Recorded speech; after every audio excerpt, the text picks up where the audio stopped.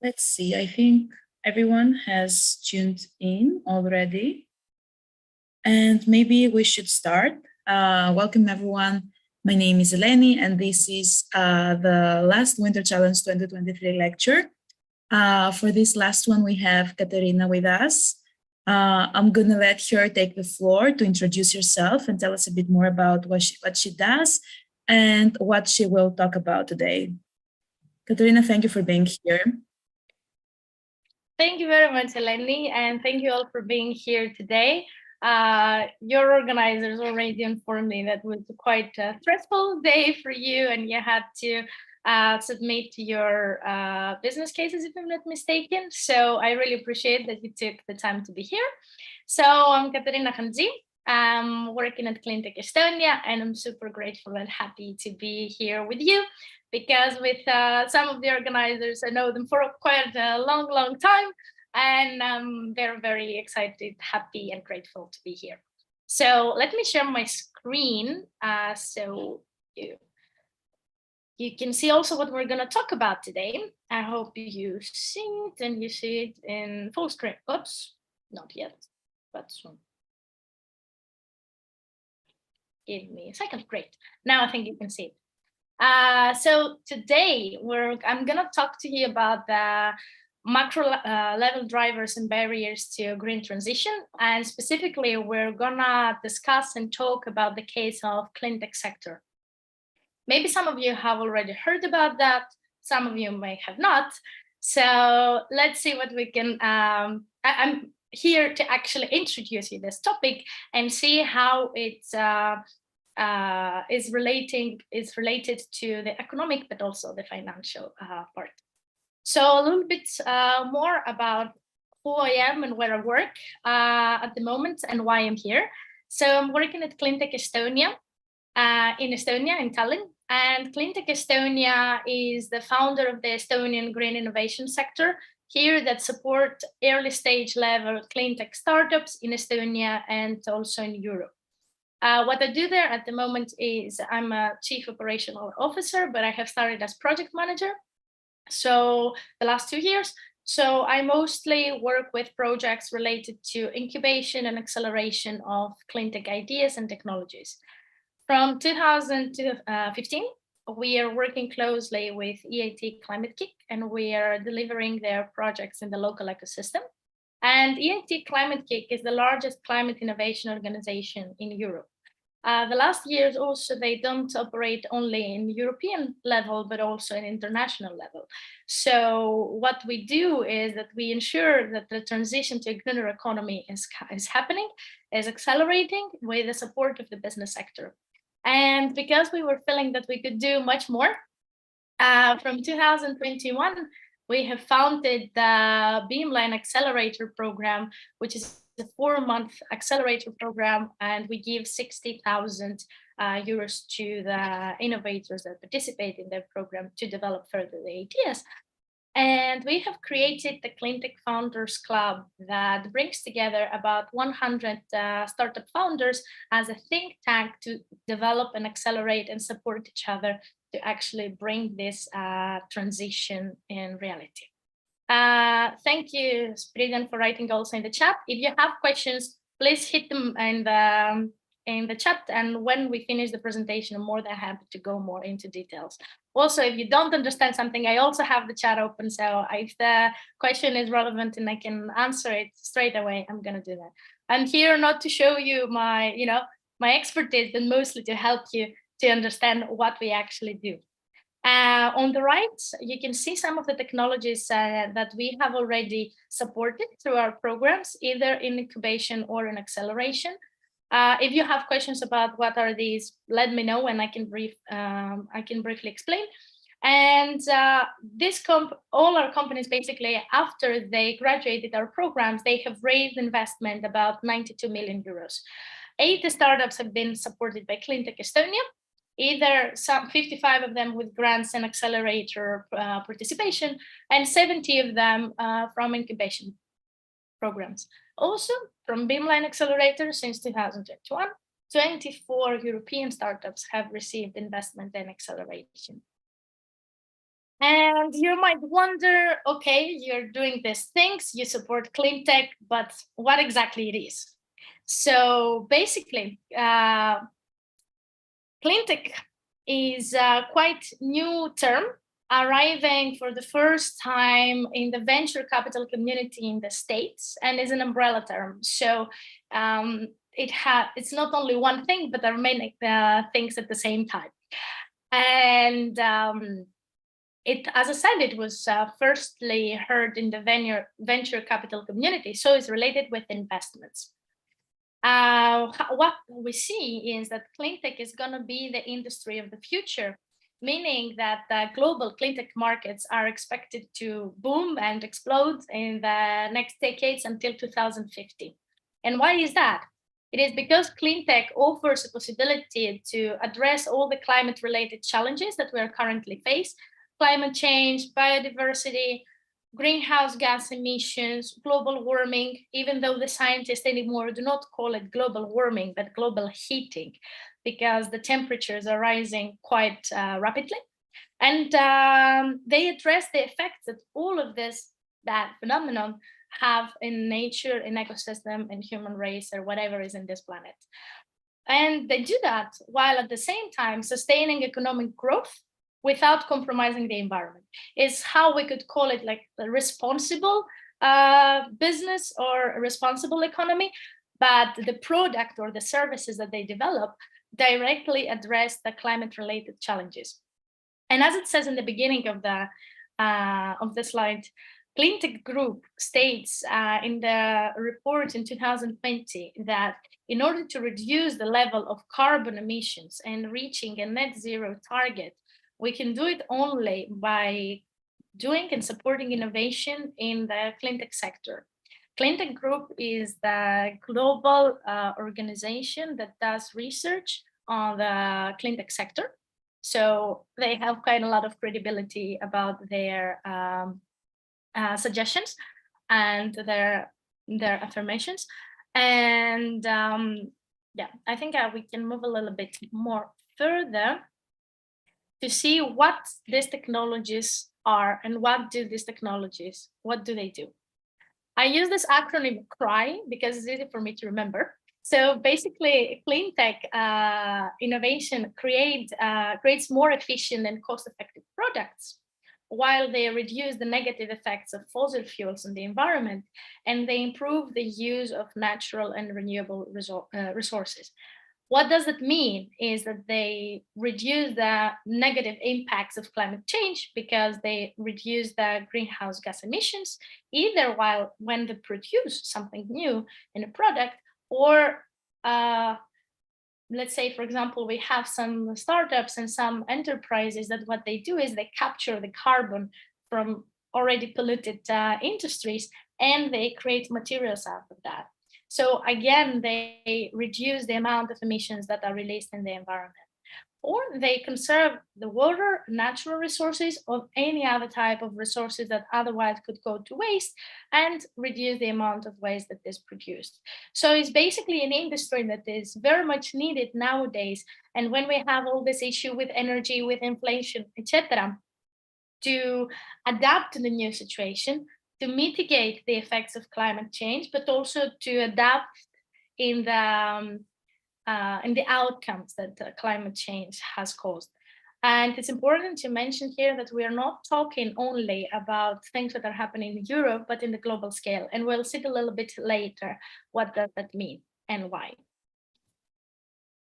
So I should have asked this as a question, but I can bring it as a statement as well here, that mostly when I say to people that I work in clean tech, after their question that, oh, you work with vacuum cleaners and with cleaning people and you have a cleaning service, I'm like, no, I don't have a cleaning service. I don't work with vacuum cleaners.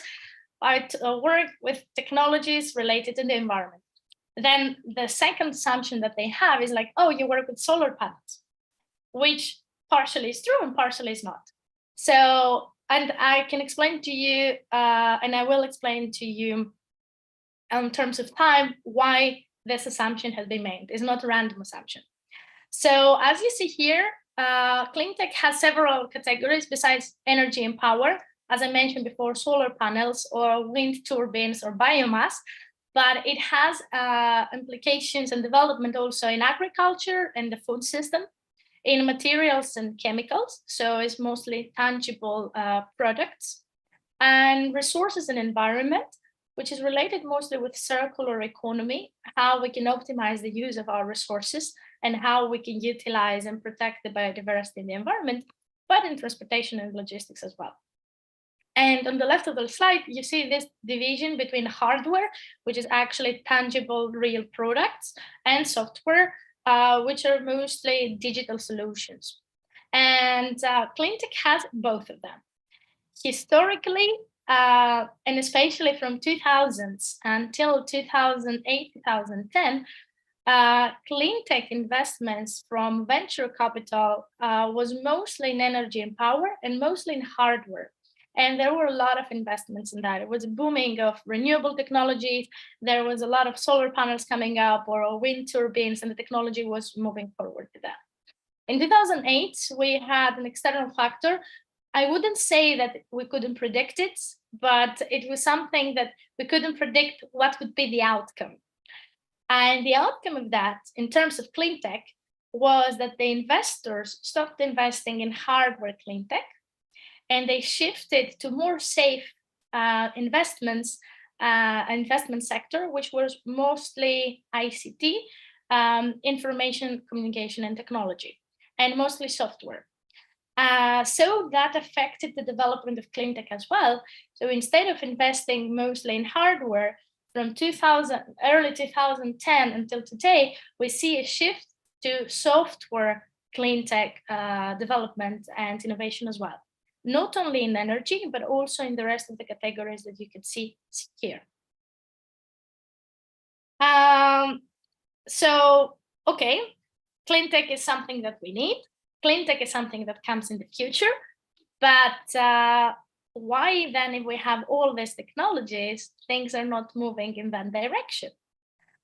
We talk about inflation, we talk about energy crisis for fossil fuels, for gas, petrol, etc., and oil, but then why we don't utilize, solar energy and the wind energy? What are the problems that Cleantech technologies are not so much evident in everyday life, and they are not part of our life as we would imagine them to be?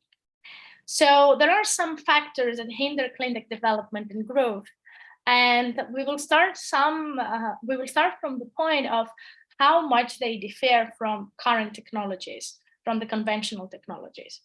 The first difference is the product and process development and enhancement, which means that Cleantech technologies need to start from scratch. They need to test if their product or if their service is working, how it doesn't work, and how they can improve that. If we compare it, for instance, with electricity, renewable energies and current electricity system, these sectors in this industry have been active for many years, so they have already enhanced the way that they could operate, and they have improved their systems already. So Cleantech doesn't have the competitive advantage there, because they now test, and they now try to enhance the whole process. The second part is about their existing markets and their size. So existing markets support more the conventional technologies. Think about that. Let's say that we have the electricity system at the moment the way that it is, and this supports also other sectors, because everything in our society is interconnected, right? Try to keep that in mind. So when we have a new technology, that means that we have to change totally the infrastructure. The other market, besides the target ones, are not very happy to actually do this change, and also the size differ. We will see a little bit later on in the investment why the size differ and what is the target market size that Cleantech technologies have compared to the conventional ones. The third part is about the price.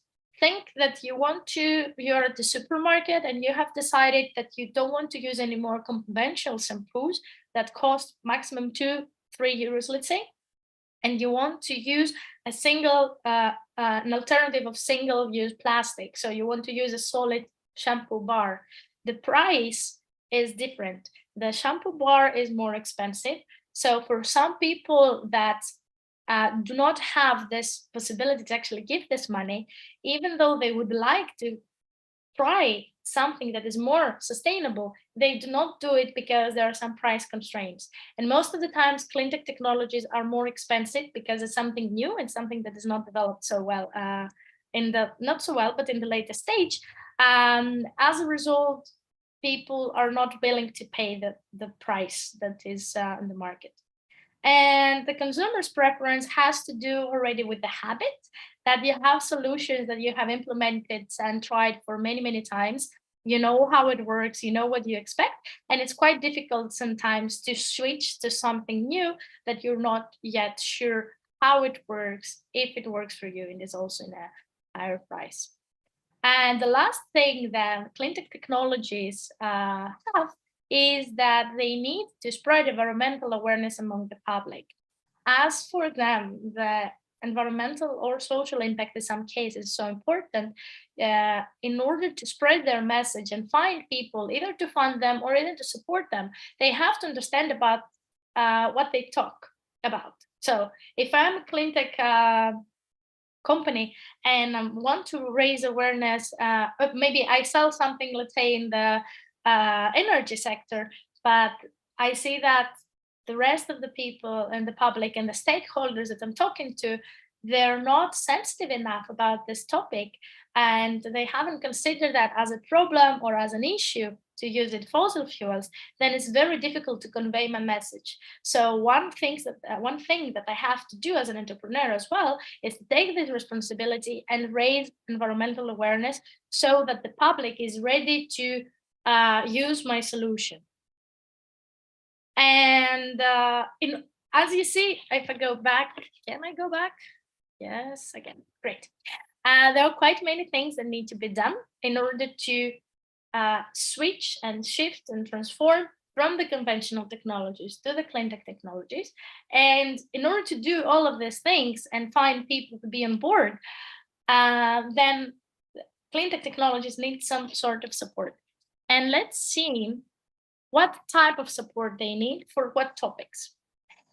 They need support for improving their performance. And as I mentioned before, conventional technologies already know the system, already work in the system, and already have enhanced their program, their products or their services. For cleantech technologies, they have to do that from scratch, and they have to do that. Maybe they create their minimum viable product. So let's say the first prototype or the first series of products that they want to launch in the market, it works. But then if they want to scale it up, maybe this doesn't work. So they have to ensure that their performance is always great, because we talk about massive technologies, we're talking about big expansion, so we have to make sure that everything works. The second is about the reliability, so that people talking about the public rely on them and believe them that they're actually gonna deliver what they have promised to deliver, but also talking about investors, talking about governments, talking about anyone who would support them financially. They need to be reliable as a business. Regarding costs as well, they have quite heavy assets as a business, which means that they require a lot of money, especially in the first stages. We're going to see the pipeline of the stages soon. And also the efficiency of the environment. So they have to enhance their product so that they perform well, but also that they don't harm the environment. And for cleantech technologies, this is quite important, because you might do something that saves CO2 or saves any other greenhouse gas, but maybe you do something in the process that stops protecting the environment, so that you stop being also called as a cleantech startup or business, but also externally, so that you raise the right amount of awareness so that people know what exactly you do and what is the impact. And I have here one question, but it's mostly to think about that if the market itself, what we call the invisible expand of the market could regulate and support the future potential of cleantech technologies, or if it's needed an external or additional support. Would the market itself, like we said that there is a big demand at the moment for this type of technologies. We already mentioned that we have a climate crisis and we need urgently solutions in the next 30 years. That this economy is gonna boom and explode in the upcoming years, but that how this is happening. Can that happen throughout the market with a demand and supply chain and bring it in a equilibrium, or something else needs to happen? If this was the answer, you guess that my presentation will stop here, but I have something more. So the answer is, of course, not. Here we could see the process and product cycle of cleantech development. So we see 4 stages. And the support that the companies, the cleantech startups or businesses, if you want to call it like that, need. So, and who provides it? The first stage is the technology research, that mostly somebody conceives an idea, wants to try it out, and mostly applies for grants from the government, either national or international, to start piloting the idea and see how it works and how it doesn't. Together with support organizations, the one that I'm working as well, so that with accelerator programs, with mentoring, with participating in hackathons or incubators to further develop the idea and also find the right people, the right solution to move forward. If that stage goes well, and then we have stage number 2, which is the technology development, which is the most difficult. And the reason that is the most difficult is that there are some implications about the funding, because it comes from venture capital funds and private equity. And half stage 3 is also from private equity. But if the startup or this company, the cleantech innovation company, managed to pass stage 2, then the road is open. This is the most difficult part, because here they have to see if they can scale, how they can scale, and how to convince people to actually take the chance to invest in them. We are going to talk and focus a little bit on the risk on the technology development stage, and specifically for the venture capitals, because we see that cleantech technology is mostly in the hands, let's say, of the venture capitalists. And if they give the money and things are going well, it moves. If they don't give the money, things do not move in the direction that we want. And we say that government doesn't have such strong influence on that. So there are many risks that if you're a venture capitalist and you want to invest in that, or you don't want to invest, this is the most crucial parts and things that you look through. The first one is a people's risk. As we say, like if I go back and as I talked about the support organizations that you go through programs to develop your idea or develop your team, one of the things that you have to make sure, and one of the things that investors are looking for, is your team. So who are you that you commit to do what you have told us that you're going to do, and who are the people that you're working with? And this is very important for the investors, because they give you money, and you give them part of your company, so they have something to say about your company as well, and the decision making within the company. So the risk that they see there and they have to ensure is that how the entrepreneurs make decisions and how the entrepreneurs have the ability to adapt to new challenges. How do they decide about when they're gonna exit, how they decide about the product lines, how they decide about everything, and how they communicate as well with the investors. And also, there are external factors that are very big risks. The one is the regulatory risk, which means that each government has certain laws about the environmental topic that the enterprises tackle, that it might not allow the company to grow. The reason that an investor gets into investing in a cleantech startup or any kind of startup or wherever they are trying to invest is to have the return of investment, which means to invest some money to get much more money out of it after a certain period. The problem there is that clean tech takes a lot of time, like more time than other industries, to give this return, but also it has these risks in the political level that you might have an idea, you might have the investor on board, but then when you try to apply your idea or your innovation in real life, then due to this risk, you cannot make it further. We have one innovation like that in Estonia that they started, if I'm not mistaken, 5 years ago, and the 3 first years of the operations was mostly to go through all this regulation policies and licenses to actually start doing what they had to do or what they wanted to do. Now they're in a better stage, but you have to find someone that is ready to take the risk for that. Plus the political risks, because most of the politicians are not taking into consideration the climate implications in their political agenda. So it's very difficult. And if the government also changes this in national level, mostly, this can make more difficult the implementation of your idea or your project. And also I have added that here for the government regulation for the end consumer. For example, in some countries related to, I can bring an example about the hemp, that it is considered as a material, a more sustainable material for clothing, but then you have regulations that even though you can produce it, you cannot sell these products in a country. So this needs to be taken into account when somebody invests in a company.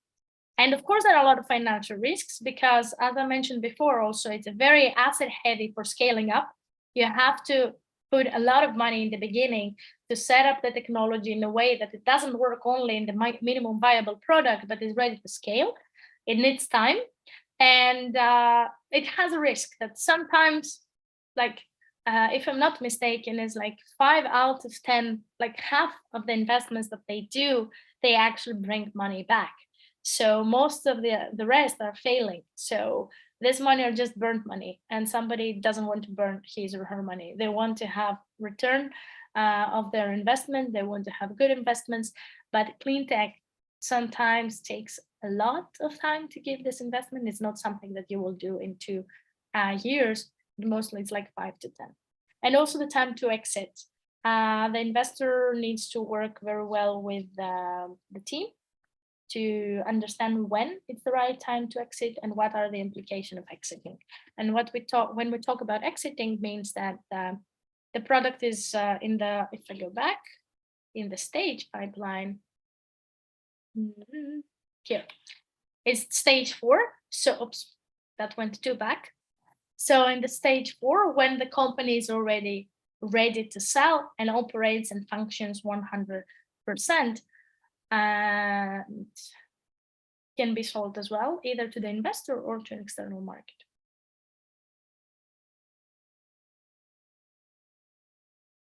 I don't know why you see them so many times, the same and the same.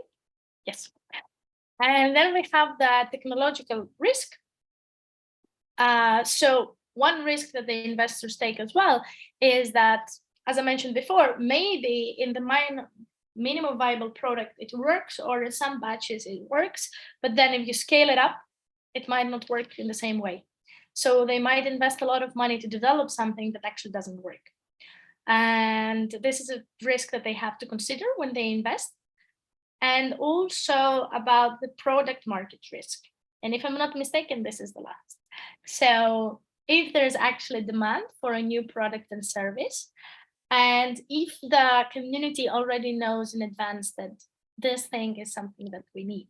As I mentioned in the beginning about the environmental awareness, it needs to be certain that when you develop the product or service, then the market is already aware that this is a need and they understand the benefits of that. If it's something that maybe it is already, but they are not aware about that. So it is always a balance between it's the right match, the right timing, and the right product. One more minute, I would like to, mostly what I have described so far, it was for North America and European clean tech companies. cleantech ecosystem. But cleantech has a great potential also in developing countries. And the reason that it has a great potential there is that developing countries don't have to have this middle, let's say 30 to 40 years of trial and error that we had in Europe, let's say from the 80s until now. And what do I mean by that is that, for example, if you want to switch from, let's say in Europe, we switch from horses in the streets to streets with asphalt, and now we want to create something with another material that is more sustainable. When you never have switched from like a horse to asphalt, and then you have the new development and the new technologies, then you do the change directly in the transition from the horse to the new technology. You don't have the money and resources and human resources spent or something that we already know that it doesn't work. So this is a great opportunity, and in order to actually bring this into life, we need three things.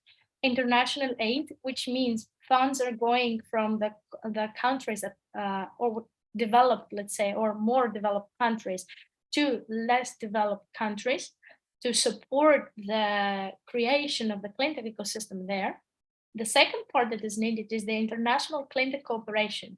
We have hubs of cleantech development all over the world, either in national level, either in regional level, or in continental level. So we have Cleantech Estonia, we have Cleantech for Baltics, we have Cleantech Europe. Of course, we have much more clusters. I just break that as an example.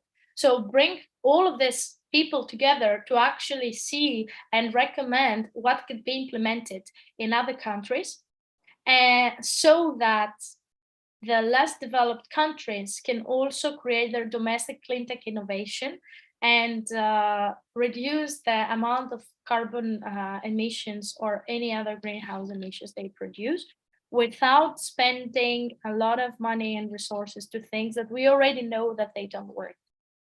And with that, I'm gonna wrap it up and just put a question for you to think about. What measures can we take to accelerate the transition and support the cleantech innovations, either locally or internationally? We have seen, like with this short presentation, how different target groups are trying to support in different stages cleantech innovation. And I put also some numbers from the International Energy Agency that they estimate that 50% of the technologies needed to meet the environmental targets that we have set for 2050 haven't yet reached the market. So we have a lot of potential to still do things. And I'm sure that you have great ideas of how we could do that from different stakeholders and reaching the economy. And I'll leave you with this quote. There is no shortage of money worldwide, but it's not finding its way where it is most needed. Governments need to give international public finance institutions a strong strategic mandate to finance clean energy transitions in the developing world. To me, this was quite inspiring, and also to give a strong message of where we need to invest, what governments need to do, and how the world needs to continue moving. Thank you. Thank you so much, Katerina. Sorry if I interrupted you. I think that you also shared your LinkedIn account there in the last slide, or your email? Was it? Yeah, both. I can put it back. Yeah, maybe someone is interested in learning more about it.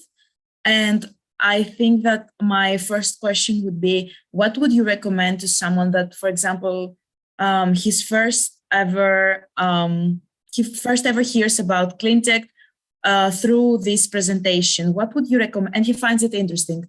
Are there any sources or organizations you would recommend to him or her to get more information about it? I think it's a very good question, and it actually, that's how I started as well. So I can bring you a little bit my personal experience from the sector too. So I would recommend, based on which country you are, to check if there is already an organization that supports cleantech innovation. So I would recommend to go search for that. For example, in Cleantech Estonia is Cleantech Estonia that does that. And we have been very creative of how to name our organizations. So it must be Cleantech Bulgaria or Cleantech France or Cleantech Scandinavia. So not so much creativity there. So it's easy to Google about that and see which is the portfolio companies that we support as well. So for example, in Estonia, we have also this Cleantech Demo Center that it has also an online presence, that it's a portfolio of all the companies based on the sectors that we saw before that are doing something related to Cleantech, and also what exactly they do, which are the companies, and they have directly links to their web pages. That is one way to go. If your country doesn't have, but your region have, for example, I mentioned Cleantech Group has a lot of reports, a lot of articles, and they do a lot of research about that, and Cleantech Europe as well. So there are quite many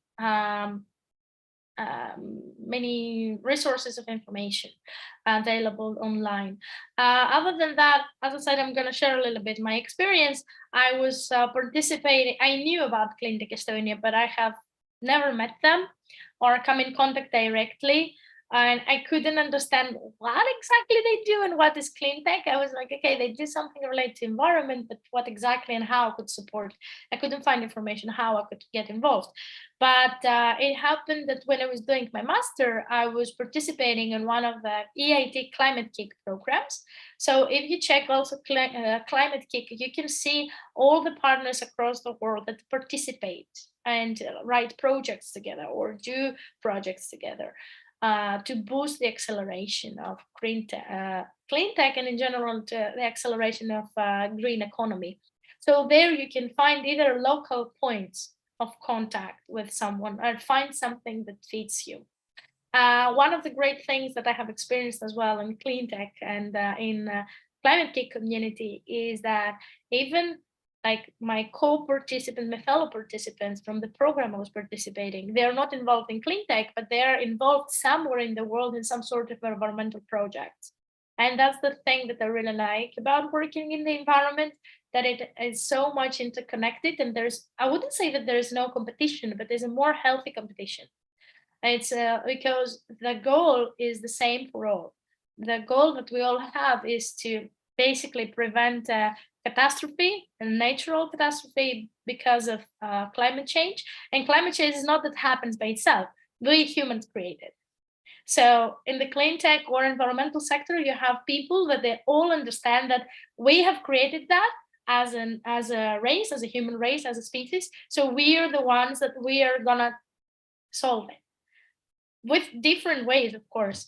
So that are these are my main points of how they could get in contact with Cleantech or an environmental sector in general. Thank you for the resources. And we also have one more question. How do different local organizations of Cleantech connect with each other? Is there some sort of international network, let's say, or just connections? It depends on how the Cleantech ecosystem works in each country. For example, in Estonia, because we started it from scratch and it's one organization that does it, the reason that I'm just saying that is because Estonia is super small and the country is 1 million people. So I don't think that we need more than one organization to do that. If we need, maybe, but at the moment, no. So what we actually do is that we create, I wouldn't say that we created the local ecosystem, but we are the contact point for all. So we are in contact with corporates, we're in contact with other initiatives related to what we do, with the startups and the innovators, with event organizers locally, but then we expand that in an international level. And this year, like 2022, November, basically, we have launched the Cleantech for Baltics, which we have joined forces together with Latvia, Cleantech, and Lithuania clusters to actually take the data and connect the ecosystems, because Baltics are very close countries to each other, with, as I mentioned, like not like 10 or 20 million population, but population that is easily manageable in a way to get together and do things together. So it's mostly, I wouldn't say like through personal connections, but through network of people who want to do something related to sustainability and try to see that their goals align, and then they move forward together.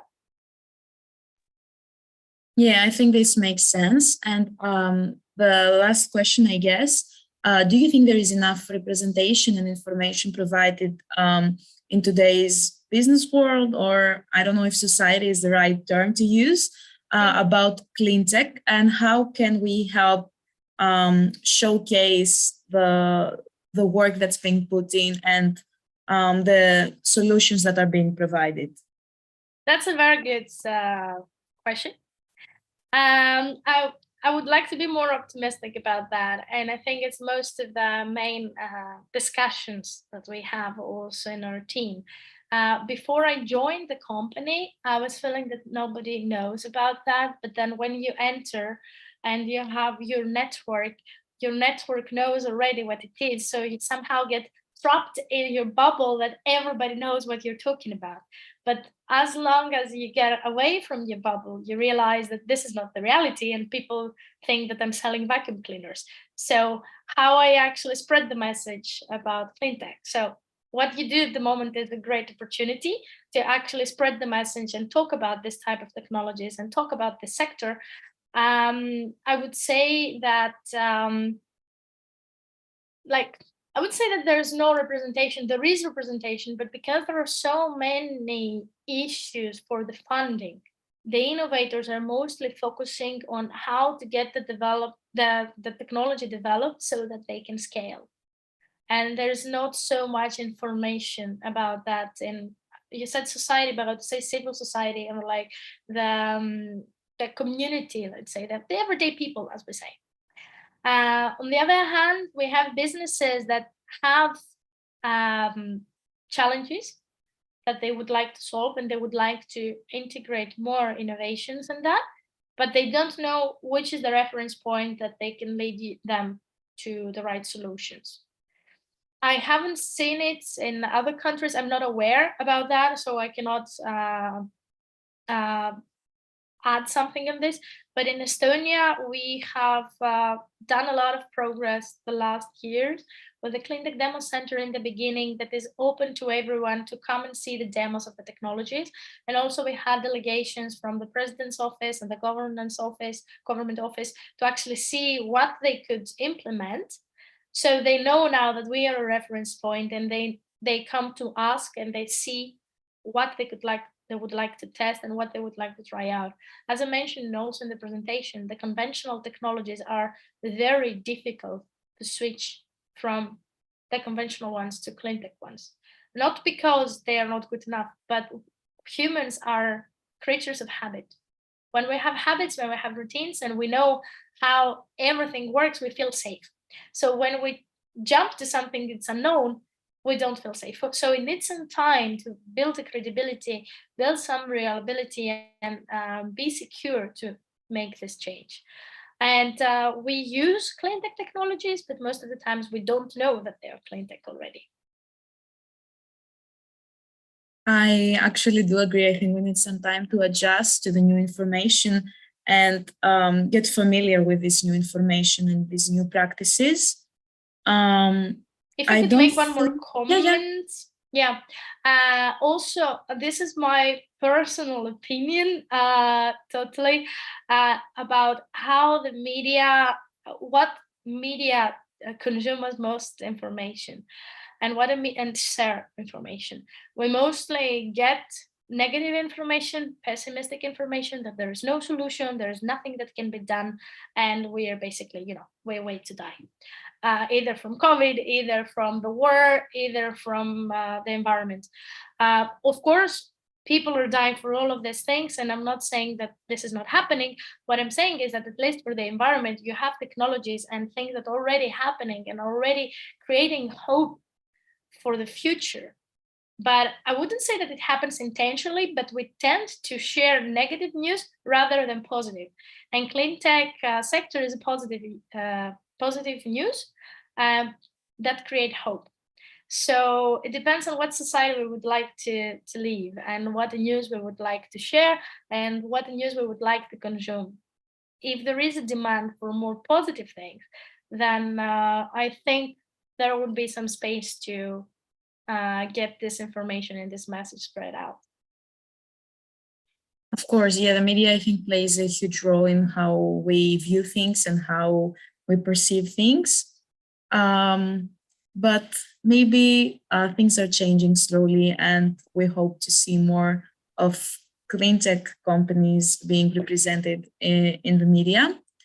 I think this is it for today. I'm not sure. No, we don't have any more questions for now. But if you happen to see the recording later on YouTube and you have more questions, I think that you can contact Katerina and she will respond probably. Thank you so much for attending today and for presenting all this information about Cleantech. I think it was very interesting to hear and to learn about this sector. Good luck to the Winter Challenge participants that are probably wrapping up their business cases. And we will see you in our next event. Have a nice day, everyone. Thank you. Stay clean. Stay clean, yes.